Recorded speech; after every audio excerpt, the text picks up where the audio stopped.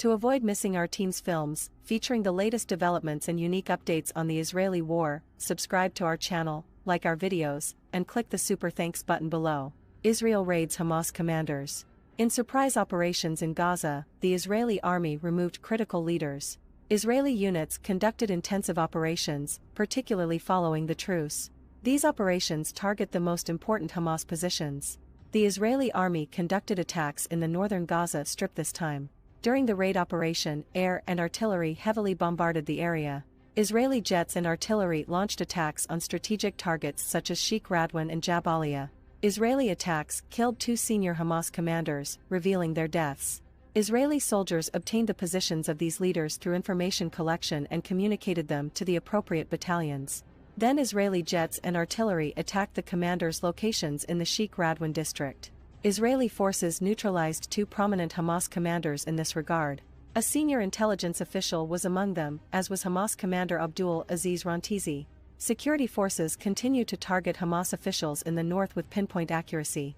Furthermore, Abdul Aziz Rantizi was a key figure who was in charge of Hamas observation capacity and was involved in attack plans. The Israeli army targets and eliminates these critical Hamas commanders.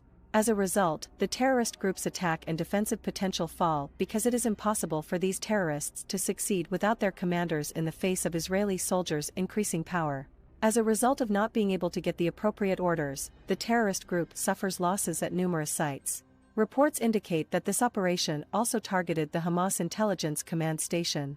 Another person who was neutralized was Ahmed Ayesh, a prominent Hamas commander in the terrorist group's Al-Qarara battalion, which was located in this area. This demonstrates that Israel is conducting highly strategic operations. The command post that was hit turned out to be a center where all of Hamas observation capabilities were located, and it was of crucial strategic importance for the technique of war. As a result, Hamas' ability to observe in the north was severely limited. As a result, Hamas will be unable to keep up with the progress of the Israeli army due to their severely limited military resources. Furthermore, the Israeli army is encircling Hamas terrorists in the south. Following the ceasefire, air and artillery support were expanded for the Southern Land Campaign. Israeli airplanes are conducting raids, particularly in the Khan Yunis region. Hamas positions are blasted, and several are destroyed during these raids. Indeed, as is well known, Hamas commander Yahya Sinwar is one of the primary targets. Yahya Sinwar, the Hamas commander, is well known, and his apprehension is only a matter of time. Every day, we make progress toward this crucial name. This time, Israeli artillery attacked the east and south of Khan Yunis. The powerful assaults severely damaged many Hamas sites. Clashes rage on in the Khan Yunis region, particularly in the east, with Hamas positions frequently raided. Israeli soldiers opened fire on the Hamas terrorists in this area, killing them. Even this region, one of Hamas's most powerful strongholds, appears to be under siege. This demonstrates that the terrorist group Hamas is gradually disintegrating. Many people suffer losses and are compelled to flee. Despite the increased operations in this direction, the Israeli army is taking controlled steps toward the north. Before we move on to vital developments from the north, I'd like to remind you that you may help us by saying a big thank you. We work hard most of the day to bring you the most detailed and up-to-date information possible. Each support is a fantastic source of motivation and inspiration for us. Israeli forces launched a massive counter-offensive. The terrorist outfit Operation Hezbollah lost ammunition and was hard targeted in vital areas. Attempts to counter the strike proved futile. This time, Israeli artillery and bombers intervened and launched a massive attack. Israeli artillery shelled southern Lebanon's Mahab, Blida, Maroun, Aris, and Itaran. The Israeli artillery targeted and destroyed important military infrastructures of the Hezbollah terrorist organization, including their headquarters and weapons stores, in these strikes. The strikes destroyed many weapons belonging to the terrorists. This circumstance heightened the terrorist group's anxieties. The terrorist group's headquarters suffered severe destruction, rendering it inoperable. The western and southern Lebanon regions of Deraa and Alma al-Chaib were also targeted. In these regions, Israeli artillery targeted Hezbollah attack sites. Precise attacks destroyed anti-tank and missile launch facilities. These attacks have greatly restricted Hezbollah militants' ability to launch attacks in these directions. The goal of these attacks is to exhaust terrorists' attack capacity, as this terrorist group is also planning an attack against Israel's north. Allegedly, Hezbollah militants attempted to attack numerous regions, including Shlomi. This time, the region successfully activated air attack sirens and defense systems. As a result, the region successfully avoided the attacks, causing Hezbollah to squander their ammunition. The Israeli army then started a retaliatory assault that included artillery and airstrikes. In this regard, Israeli airplanes struck Hezbollah strongholds in the southern Lebanon town of Cunin. Artillery units also assisted in the attacks. Reports indicate that an operation was conducted in both this region and the southern town of Ainada. Consequently, Israeli forces destroyed and rendered inoperable Hezbollah outposts in these areas. Israeli Prime Minister Benjamin Netanyahu made significant statements about developments in this area. If Hezbollah attacks continue, Netanyahu has threatened to turn Beirut into Gaza. He met with Defense Minister Yoav Gallant and Chief of General Staff Lieutenant General Herzi Halevi during the day. He made critical statements on the subject during his visit to the Northern Command headquarters, according to Netanyahu. "I'm here with the reserve forces, who have worked tirelessly to restore security not only in the south, but also in the north, finishing the job and preparing for war. This is our pledge." He also signaled to the soldiers that if Hezbollah decides to launch an all-out war, activities in Lebanon will be expanded. "We are committed to winning, and we will do so with your assistance." Israel's diplomatic efforts to avert a rise in large-scale operations on both fronts continue. Terrorist groups, on the other hand, are boosting their attack attempts in both the south and the north, which leads to a rise in Israeli army operations. The trajectory of the battle will begin to shift in favor of Israel as operations increase day by day. This demonstrates that terrorist organizations have no room for error. In the event of a blunder, these terrorist organizations will be unable to compensate for their losses and defeats. The actions and decisions taken are becoming increasingly important. We'll have to wait and see what occurs in the next few days. You may show your support by liking the video and clicking the super thanks button. Subscribing allows you to simply keep up with new videos. The Middle East has become a battleground, with Iranian-backed proxy groups assaulting Israel and U.S. military sites in strategically crucial nations like Syria and Iraq. In response to Tehran's indirect actions, the United States has deployed naval assets in the eastern Mediterranean, as well as vital areas such as the Red Sea and the Persian Gulf. The U.S. has also strengthened its military presence in the Middle East, signaling its determination to counter Iran's disruptive policies. More than 3,000 U.S. coalition forces are currently estimated to be stationed in Syria and Iraq. Israel is Washington's most ardent ally in its audacious war against Iran and its proxy armies. Israel shows its support by conducting airstrikes against the assets of pro-Iran proxies in Syria and Iraq. Following more than 70 missile and drone assaults against U.S. military locations in these two nations, Israel has boosted its airstrikes in these countries dramatically. In truth, the IDF Air Force recently eliminated the most vital objectives of pro-Iranian militias in Damascus, Syria. However, the key details of this recent incident were unexpectedly revealed, causing a significant impact on the agenda.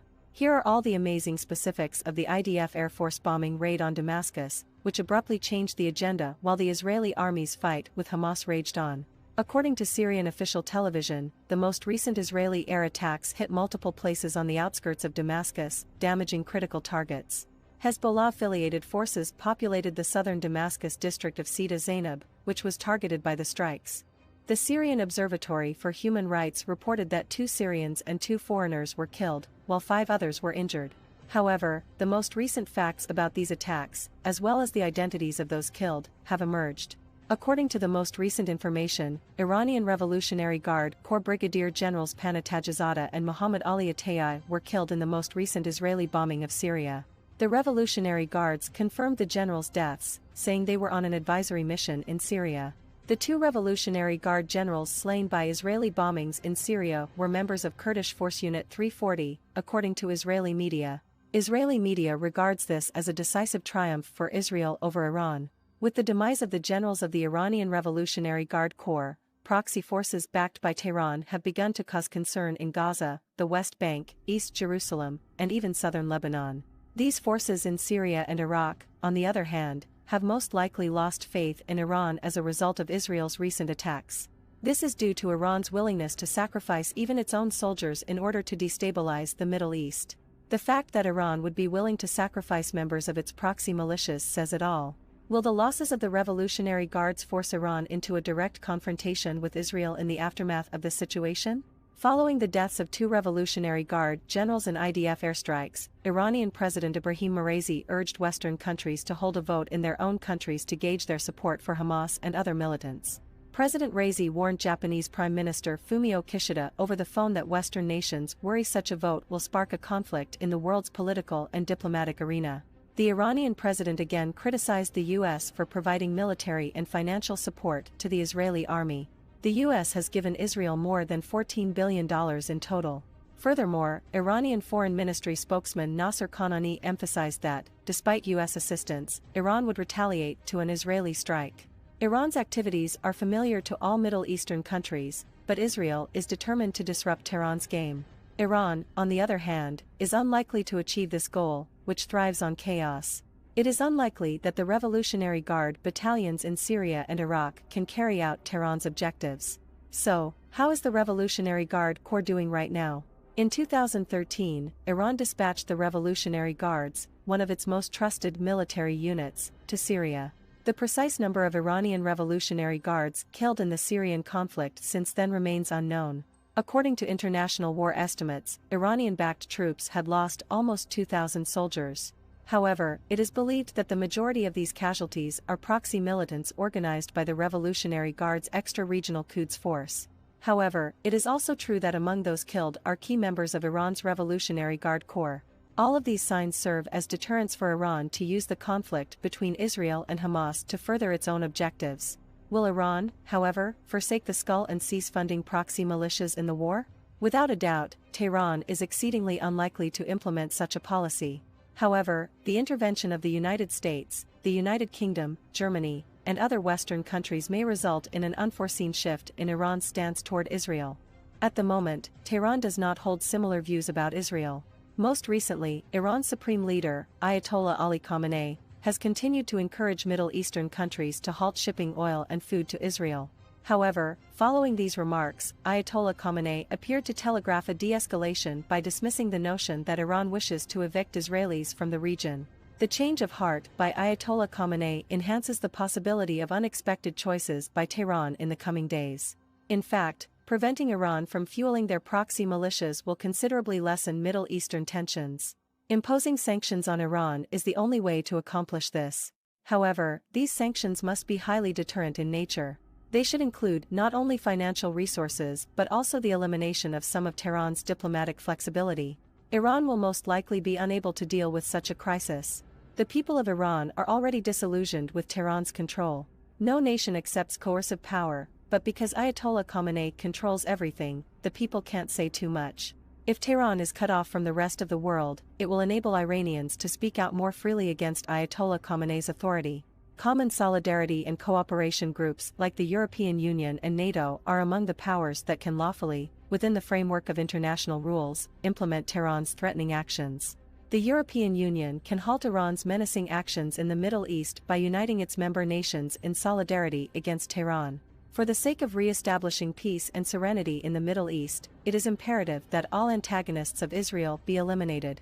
All antagonists of Israel must be eliminated in order to re-establish peace and serenity in the Middle East. All of the international community must come together in support of Israel if they are to be successful in removing and preventing the presence of these militants in this region.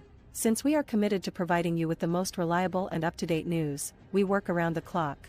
Subscribing to our channel, liking our videos, and clicking the Super Thanks button positioned below ensures that you do not miss any of our team's films covering the most recent events and unique updates regarding the Israeli war. Hamas Command Center is the target of a strong operation.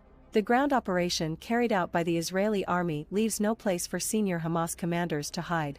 The Israeli army also destroyed underground commander posts belonging to Hamas. There were actions carried out by the Israeli army in both the northern and southern regions of the Gaza Strip.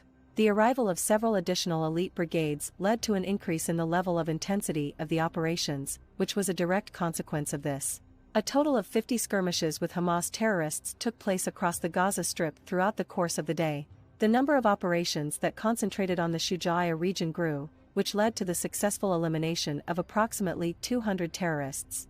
An Israeli military unit known as the 900th KIR Brigade initiated operations in this direction. Along Omar al-Mukhtar Street, the Israeli 900th KIR Brigade carried out a raid that targeted critical sites held by the terrorist organization Hamas as well as the leaders of those positions.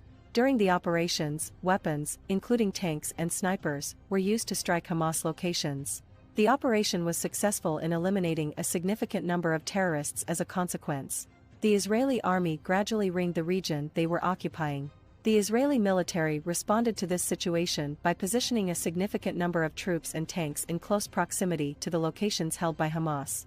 Operations are predicted to continue for a number of days in this somewhat broad area. At the moment, Israeli forces are encircling a number of Hamas battalions, particularly in towns that they have gained control of in the northern Gaza Strip. Israeli forces eliminate the commanders of these battalions one by one, causing them to eventually lose their authority over their respective battalions. Additionally, the Israeli army targets underground objectives, particularly in the Shujaiya region. These operations are intended to achieve the objectives. Several publications state that Israeli forces discovered dozens of underground pipelines. Israeli soldiers conducted military activities at the identified underground entrances. Israeli troops caused significant damage to these locations by utilizing bunker-piercing missiles to strike them. Israeli troops rendered the tunnel points inoperable, leaving Hamas terrorists in the north without any means of escape. The 460th Brigade of Israel conducted an operation in the northern region, raiding the military installation owned by the Jabalia Central Battalion. As a consequence of the raid, a furious battle broke out in the area, which finally led to the deaths of a great number of Hamas fighters. Detectives discovered an underground tunnel network outside of this police station, which was located near the discovery. During their inquiry, the authorities found a military training center as well as a storage site for ammunition. The Israeli military made both of these discoveries. The Israeli military rendered Hamas positions unusable and damaged them during the operation. Since the commencement of the activities, it has been increasing the intensity of its presence in the southern region. An increasing number of new fronts are coming into existence, particularly in the direction of Khan Yunis. The Israeli military armed forces activated both the 89th US Brigade and the 35th Paratrooper Brigade while operating in the area. Special forces are carrying out large-scale raid operations, approaching Khan Yunis from 3 separate directions. Over the course of their advance, Israeli units that are coming from the east, north, and southeast are making tremendous gains. The arrival of Yahya Sinwar, the supreme leader of Hamas, is becoming closer and closer. It is becoming more imminent. There is evidence that the Israeli army has found yet another underground shaft in this vicinity, according to the reports that are now accessible. Many believe that Sinwar sneaked into the tunnel without being discovered. Israeli forces took down this particular location. Additionally, airmen are responsible for contributing to the successful completion of this destructive mission.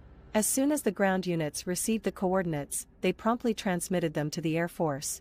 In response to this, an unmanned aerial vehicle, UAV, belonging to the Israeli Air Force made its way to the area in question.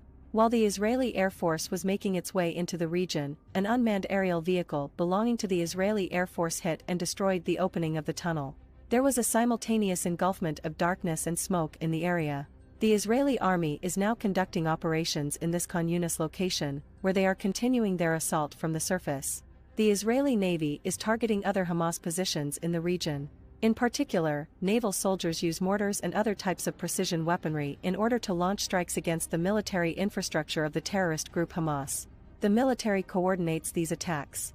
Because of this, the terrorist organization is unable to carry out simultaneous acts in a number of different directions. Yahya Sinwar is one of the most significant aims to be achieved in relation to this region. These Israeli soldiers have the potential to eliminate this Hamas chief whenever they choose to do so. The Israeli military carried out large operations against the tunnels that Hamas uses to move freely around the West Bank. One of the things that you can do to help us out before we get into these important breakthroughs is to express your gratitude in a spectacular way. Before we get into them, I would like to bring this to your attention once more. We have put in a significant amount of time in order to ensure that the information we provide to you is of the best possible quality. When it comes to this investigation, we offer you the most complete and up-to-date information that we have available. It is possible for you to demonstrate your support for the difficult job that we undertake by making a donation to us and expressing your gratitude from the depths of your heart. One of the most reliable sources of inspiration for us is the support and encouragement that you provide continuously. Moving on to the most significant events that have occurred in the West Bank, Israeli special forces launched an attack during the evening on the Jenin neighborhood, which is situated in the most northern portion of the area. During the course of this raid operation, Israeli forces were able to locate the weaponry in underground passageways that Hamas terrorists had been utilizing. During the course of this raid operation, Israeli forces conducted an investigation of the region and discovered a number of tunnel entrances that belonged to Hamas. In the aftermath of the invasion, the military was responsible for destroying the openings in the tunnels that were discovered in the region. The Israeli forces then made the discovery of a Hamas position in the southern region of the West Bank, which was located within their sovereign territory. Israeli forces conducted a raid at this very moment, resulting in significant material destruction. The Israeli army eliminated a substantial number of Hamas militants during night operations. Upon discovering tunnels in the West Bank, the Israeli army increased the number of operations it conducted. The Israeli army carried out these operations to prevent the terrorist organization from transforming this territory into Gaza. A significant majority of Hamas terrorists are successful in evading capture, despite the fact that they make numerous attempts to flee. In addition, the Israeli force is launching ferocious counterattacks in the northern portion of the country. Hezbollah, a terrorist organization, was attempting to launch an attack from southern Lebanon, but they were unsuccessful in their endeavor. On this particular occasion, it was discovered that terrorists linked with Hezbollah attempted to launch missiles into the Shula region, which is located in the northern portion of Israel. As soon as the region recognized Israeli air assault sirens, the defensive systems activated rapidly.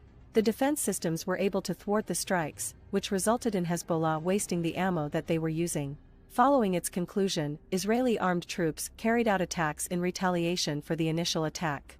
During the fighting, Israeli artillery targeted sites within Hezbollah using drones for identification.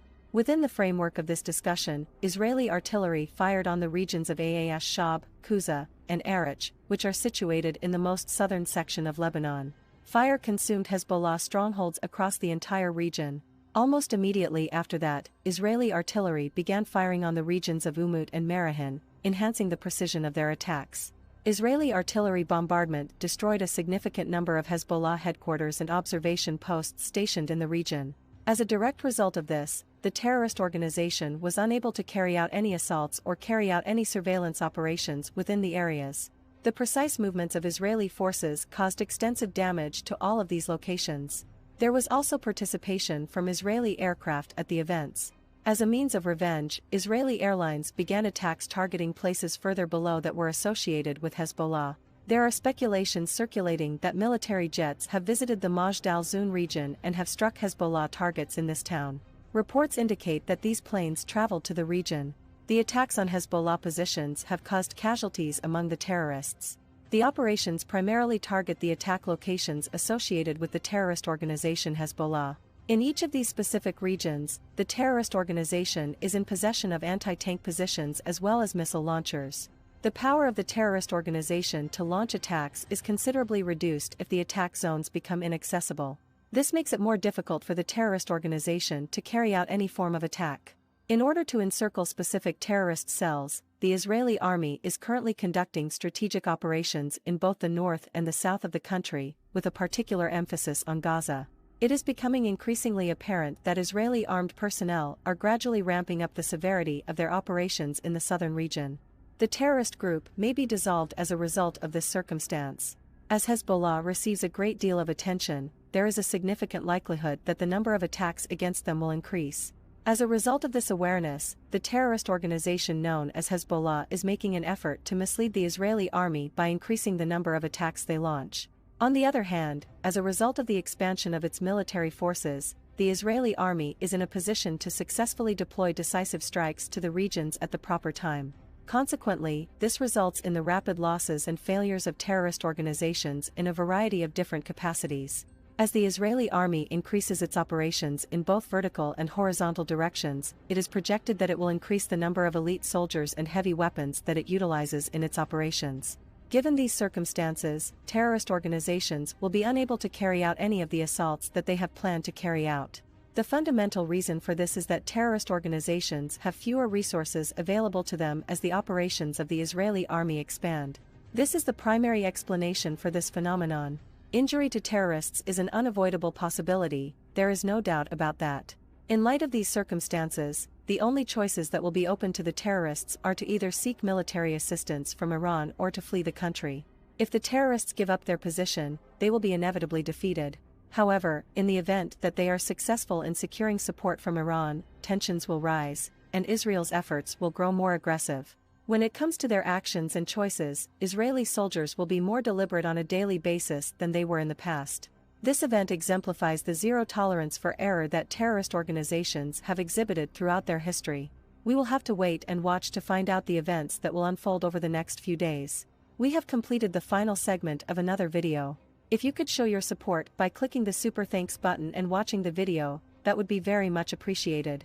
Subscribing to the channel allows you to quickly keep up with the latest uploaded videos.